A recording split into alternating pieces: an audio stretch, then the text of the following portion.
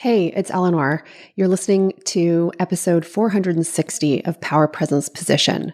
And in this episode, I will walk you through the two pillars of my coaching philosophy for women entrepreneurs. And the reason that I'm sharing my coaching philosophy on this show is really twofold. First, so that you can put the teachings that I share with you here on the show and for my clients, you can put the teachings that you learn through our programs into a deeper context and worldview. And second, I want to inspire you to think more deeply about your business and the core philosophies that underpin the offers that you put out into the world, because this gives you such a powerful grounding in yourself that allows you to really grow and show up from a place of such powerful alignment and authenticity. So let's dive in. So here's the question. In a world where the rules of business have been written by men, how do women entrepreneurs like us, women who want to make millions of dollars and impact millions of lives, how do we create enormous success on our terms? That's the question, and this show explores the answers. Welcome to Power Presence Position. I'm your host, Eleanor Beaton, and I'm on a mission to double the number of women entrepreneurs who generate over $1 million per year in annual revenue. I'm an award-winning entrepreneur, author, and leadership coach. I'm a wife, mom of 2 boys, and I'm the CEO of a 7-figure business. Stick around because on this show, you'll learn how to think, communicate, and get paid like a 7-figure CEO. Let's go. Many of you who listen to the show sell knowledge and transformative work. So you sell your expertise through a consulting type of business. Perhaps you are a coach and you sell transformative work in that way. You may offer a high-end service. You may be an author or a podcaster and have offerings or products that are related to the sort of core books or podcasts that you put out into the world. And in my programming, we teach the importance of packaging your knowledge and your expertise, not just as a service, but as an actual offer, as a piece of intellectual property. And when you do it in this way, that's what allows you to scale what's in your head. And so that's why the packaging of knowledge and expertise into beautiful offers that are tied up with their own sort of intellectual property in terms of methodologies and branding, that's so key to all of the programming work that we do at Safi Media. But I've noticed, and this has really been accelerated by the influence of social media and online marketing, that sometimes the rush to package and market something, in the rush to do that, something very important gets overlooked. And that is the development of a philosophy. So yes, you have a methodology. Yes, you have a 5-step system. And the philosophy really speaks to why are those steps important and how are you going to accomplish those steps? So it's a little bit like a coach may have a game plan for the soccer match. She may have devised a plan to defeat the other team, but her philosophy, so that's sort of different things that she wants the team to focus on. But underneath that, great coaches in all disciplines have an underlying philosophy. We'll get to that in a moment. You may have developed a program and you've got milestones, and that's certainly something that we teach when it comes to creating programs, the importance of milestones. But why those milestones? So in this episode, I'm going to walk you through my personal coaching philosophy, and I'll link it to my broader work so that first we can deepen our connection with each other, but also inspire you to start uncover your own. And if you don't have a philosophy right now, don't fret. I can remember reading a great book, The Artist's Way by Julia Cameron, and she talked about how the biggest mistake a new artist or a new creator can make is to compare their work to the work of the masters.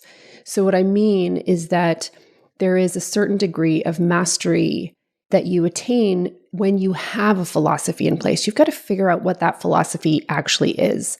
So if you're newer in the game and you don't know what your philosophy is, don't be overwhelmed. What I'm trying to do is shine a light on the path ahead of you. So I've organized this podcast into 3 parts. So first, we'll talk through what a philosophy actually is. Part 2, I will share an example of my coaching philosophy. And 3, we're going to talk through why having a philosophy is so important.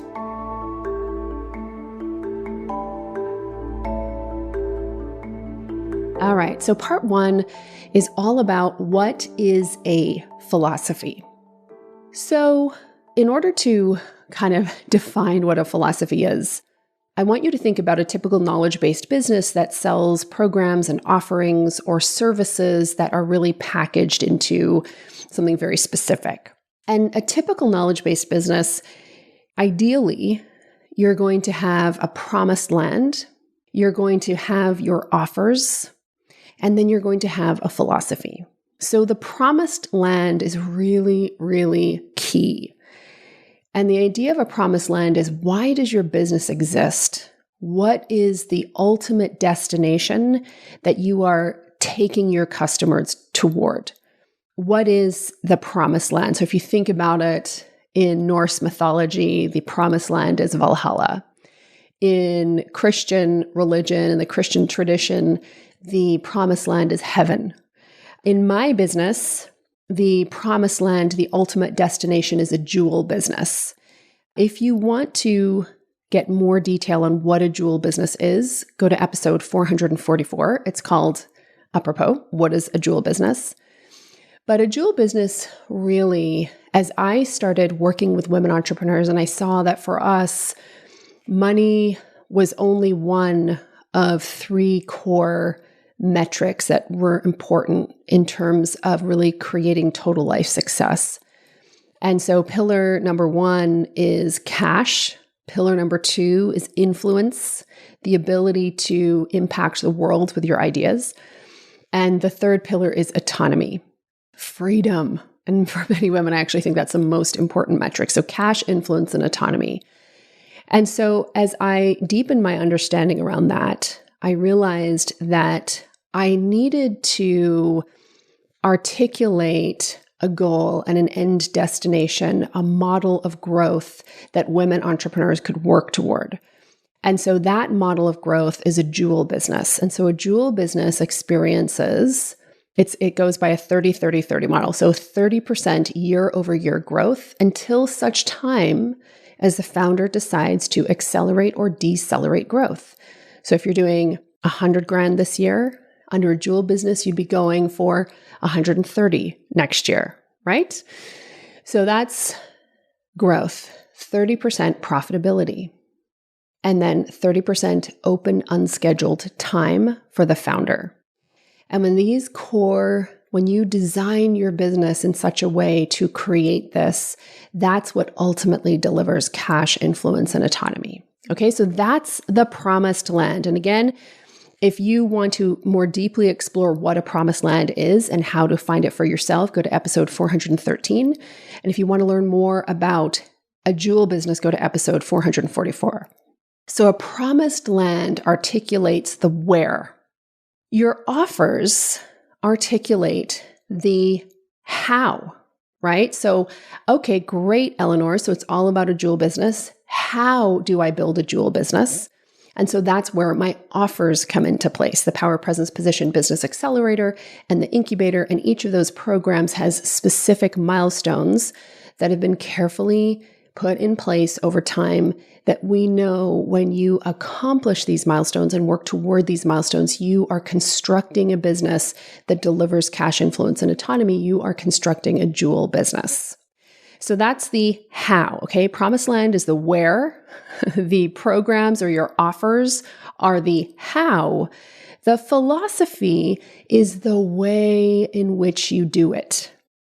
When you try to grow without a clear philosophy that governs the way you're going to do it, you can become really reactive. You can start to become a follower.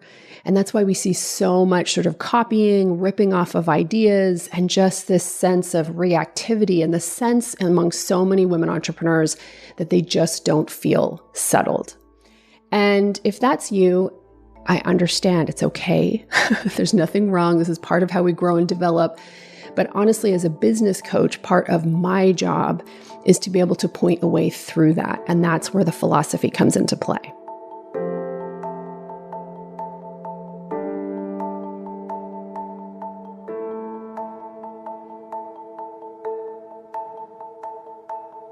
You've heard me talk about my obsession with basketball before, and specifically my love of the Toronto Raptors.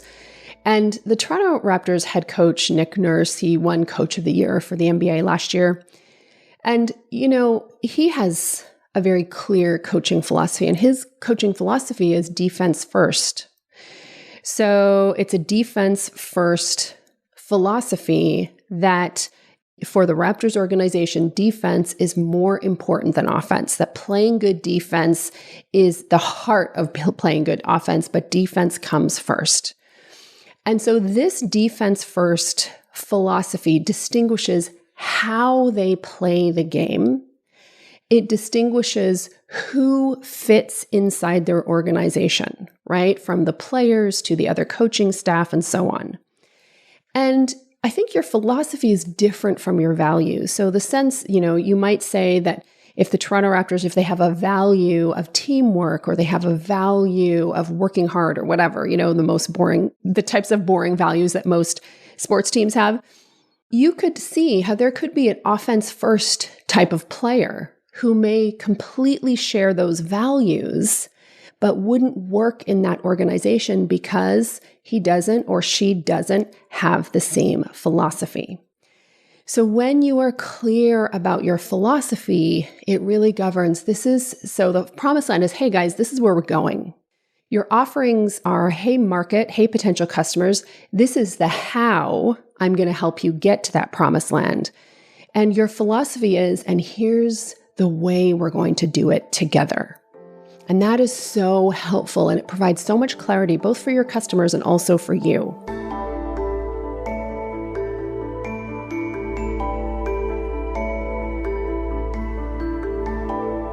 So in part 2, I promised you that I would share what my personal coaching philosophy is. And this is really the philosophy that underpins the very limited private one-on-one work that I do with clients.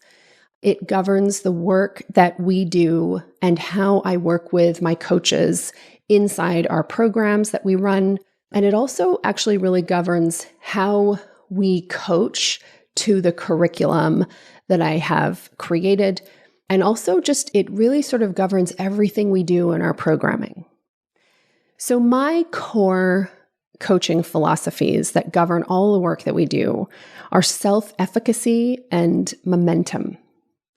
So self-efficacy really means at the end of the day that you are confident in your ability to do something, right? That's what it means. You're confident in your ability to do something. So from my perspective, our coaching is all about building confidence and working in partnership with a woman entrepreneur to grow her confidence in her ability as an entrepreneur and as a leader of an entrepreneurial company. Now, this sounds obvious, but it is more subtle than it may seem. A lot of the work that I've done over the years has revealed a big confidence gap in women entrepreneurs. And I detail this confidence gap in episode 436, but what happens is that so many women get into business because they have a strong technical skill set. You're an architect, you're a healer, an energy healer, you are an HR consultant, you are a leadership coach, and you're really, really, really good at that. But then you start a business and you realize the game has changed, and that technical skill that you have is about 30% of what it takes to run a successful business. So you are somebody who's super accomplished, have done lots of things, and now you need to learn a whole new skill set. And that PS whole new skill set is also the skill set that is having your family eat. So there's a lot of pressure. There can be a lot of tension. This explains some of the angst that so many entrepreneurs feel. And we tell ourselves the story, this should be easy, but it is not. It's not. Entrepreneurship is complex, especially if you're looking to grow. So for us, what is so critical is that any coaching we do builds your confidence in your abilities as an entrepreneur and as the leader of an entrepreneurial organization.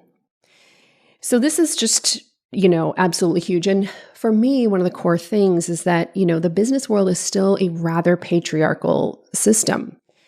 And I used to be part of this. And I think, many people who've been in the women's leadership development space for a long time, I would say 70% of what I see out there reinforces a patriarchal structure rather than sort of disrupts it. And we could get into that, over a glass of wine sometime. But as I have evolved my coaching work and as my view of, working with women leaders and women entrepreneurs has evolved, I really came to see that if I cared about a woman entrepreneur's well-being, I needed to support her capacity to build confidence in her ability as an entrepreneur over my ability or my desire to have her follow a framework or follow a step-by-step formula that I designed. So this is why you need, as an entrepreneur, to be very wary of step-by-step formulas. They're easy to sell, they're a tonic, but they are a soother in the mouth of a baby, right? They give you a false sense of comfort, but they don't actually build your self-efficacy if you get addicted to them. And it's very easy to get addicted to step-by-step systems, by the way. So I just decided we were just not going to do that. We were going to totally build self-efficacy. That is the underpinning of the philosophy.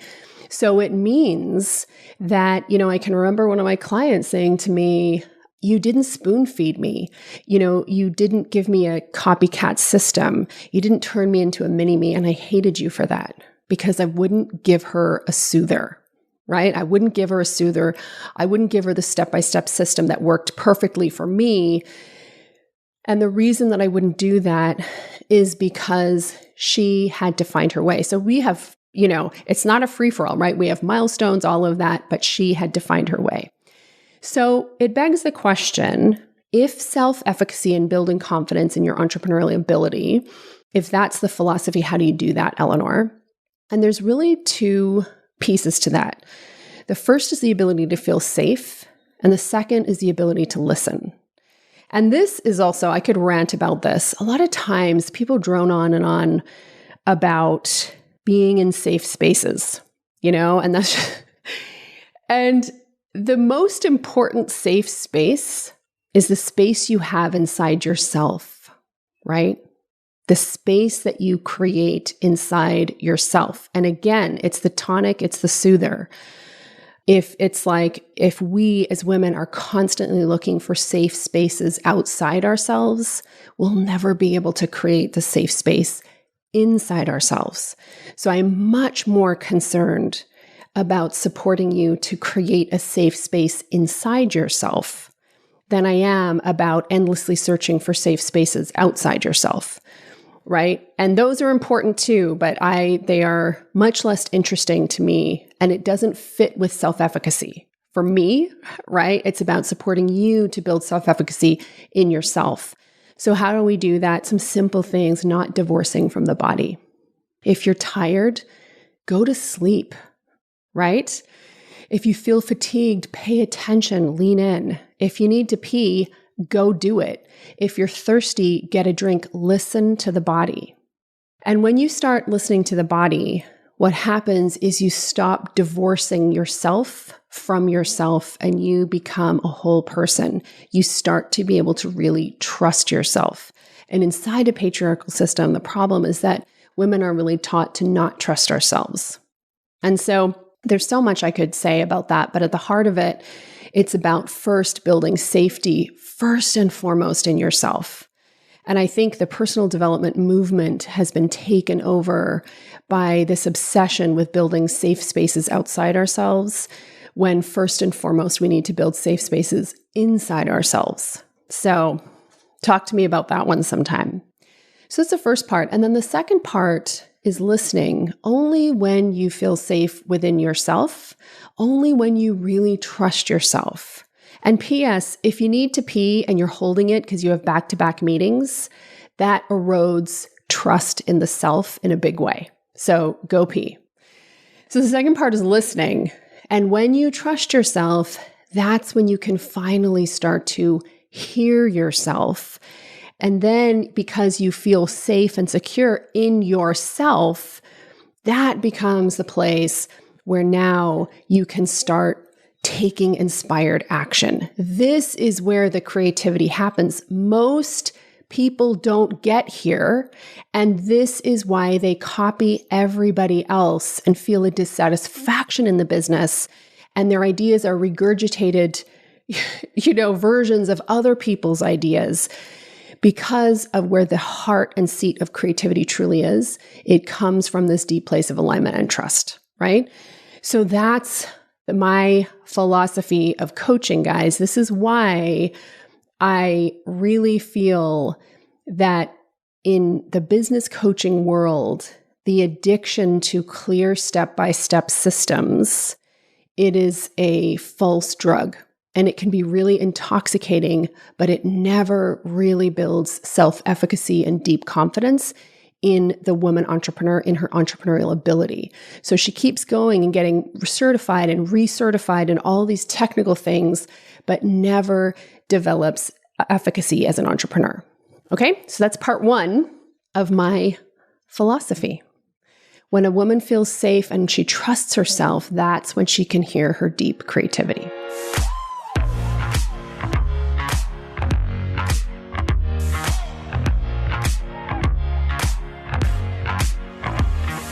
So the second part of my coaching philosophy is momentum. So when you are coming in to work with a business coach or a business coaching company, you are really looking to grow. You are looking for forward momentum. And so you partner with your coach to accomplish that. And so we understand that there is a goal, right? It is different from, let's say, if you are working with a therapist to heal trauma, or you are maybe working with a life coach to start working through limiting beliefs. And there, the idea of having very specific goals probably looks a little bit different. I suspect that therapists and life coaches would argue that, in fact, there are often goals, and that's fair. But in business, there's a very clear goal, and it's about making more money and having more time and growing, right? So that's why it's really clear, important that you have a promised land so people understand, look, for instance, in the jewel business, I'm going to help you make more money, but never at the expense of your time and your overall well-being and your ability to have an impact, right?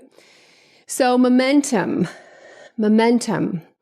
We understand that we are partnering with our clients to accomplish forward progress. And so for us, that really shows up in two ways. So number one is continuity. And this is, in our coaching programs, we actually talk through every single client every 2 weeks. And we have very specific infrastructure in place so that we are able to, there is continuity between a private coaching session that somebody has, between what happened in office hours, between the work that they're submitting for review, that we have developed really cool infrastructure that we call full court press. And that infrastructure is what supports us to ensure continuity. So you get the advantage of working with a private coach. You get the advantage of having weekly coaching with me. You get the advantage of working with other coaches in water cooler and in sort of work reviews and critiques and that kind of thing and pop-ups. You have the advantage of all of those things, but there is a sense of continuity because if you're going to have momentum, you must have continuity, right? And so that's part of it. So you can see how a philosophy governs internal structures that we put in place. And then the second part is really understanding, knowing our clients and knowing their natural patterns. Again, We are not going to create a lot of business is still based on a very patriarchal structure, which was not created for women or by women. So for us, I'll give you an example. I have a session later today where I'm working with one of our clients who has some personal things that she wants to just deal with and be with and heal. And so the question is, how do I keep my business going through that? And, for me, every woman has a natural energy level and pattern. Some people are, they like to have big surges of creativity followed by lots of hibernation. Others are like me, much more steady, but don't ask me for those big, energy surges. I just like to be steady and routine in everything I do. So that's really understanding a woman's natural patterns. So it's the second part of our coaching philosophy, which is all about momentum and supporting momentum.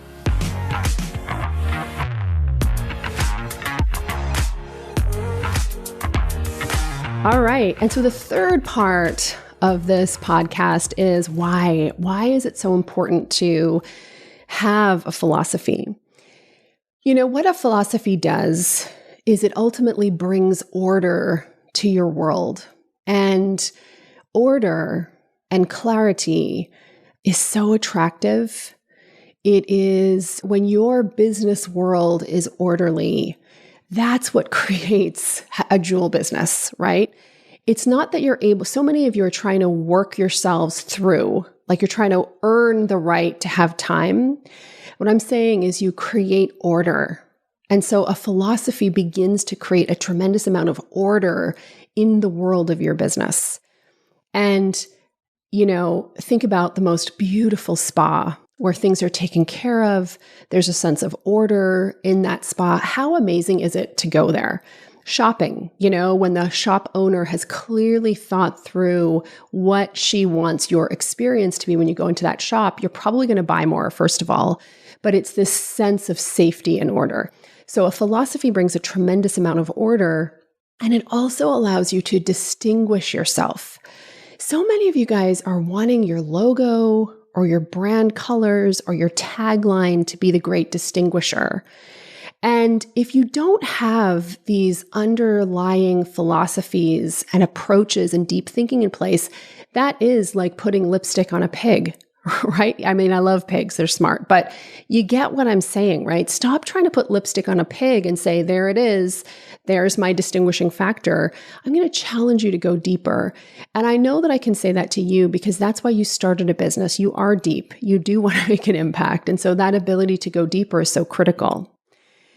And order and distinction always makes your business that much more successful. So I really encourage you. I hope that this episode has not only sort of forged our connection a little bit more deeply so you can understand what lies beneath a lot of the programming that I do here on the podcast, but also in my programs, how we hire, the type of work that I do with my team, the type of structures that I continue to refine inside my business, but also has inspired you to think a little bit more deeply about your business.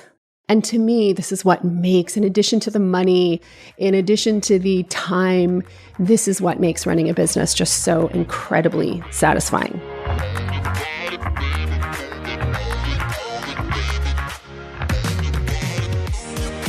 I hope you enjoyed this episode. Thank you so much for listening. Putting together Power Presence Position for you free every week is such a privilege and honor. We love this show and we love making it available to you as part of our mission of doubling the number of women entrepreneurs who generate 7 figures plus in revenue by 2030 through business coaching, education, and storytelling. The way that I might ask if you could pay us back is to leave us a review. You can do that on iTunes. You could do that on Castbox. Just check out our show, leave us a review. I want to honor the incredible Amy Voderick, who left us a 5-star review. She says, every episode fuels my ambition. I love this show and have been a loyal listener for years. Eleanor shares her insights as a CEO and premier coach for women entrepreneurs. Her solo episodes are like private coaching sessions. I swear she's talking to me. Her interviews introduce us to incredible women founders, and her bold call to actions challenge, guide, and fuel my ambition. This podcast is my go-to each week to keep me on track in my business and growth as a female leader. Thank you so much, Amy Vodorek. Guys, go check out Amy Vodorek. She's an incredible women's leadership coach. She's one of those women who are disrupting the status quo, and she's not reinforcing a patriarchal system. Her work is really incredible in terms of connecting women leaders more closely to themselves so we can remake the world of business, and in her case, healthcare leadership, into something that is great for everyone. So thanks so much for listening. I so appreciate it. Thanks for that review. If you have time to do us a solid and leave us a review for the show, I would so appreciate it. Okay, have a beautiful week. Bye-bye. If you love this show, then you will love even more my missives, i.e. my emails. If you're not on my email list yet, I strongly encourage you to sign up at eleanorbeaton.com/join. Now, when you go and sign up for my email list, you will quickly discover why some of the most popular, well-known, and influential voices in the world of women's entrepreneurship quietly, studiously, consistently open every single email I send out, because they want to be inspired, they want to be entertained, and also I think they really want to connect with a woman like myself who's in full command of her voice and is willing to open up and share her thinking, her ideas, and her story. I promise you that on this email list, you are going to be entertained. You are going to hear really valuable tips about stepping into your power as a leader. And you're also going to get fun insight that I do not share anywhere else.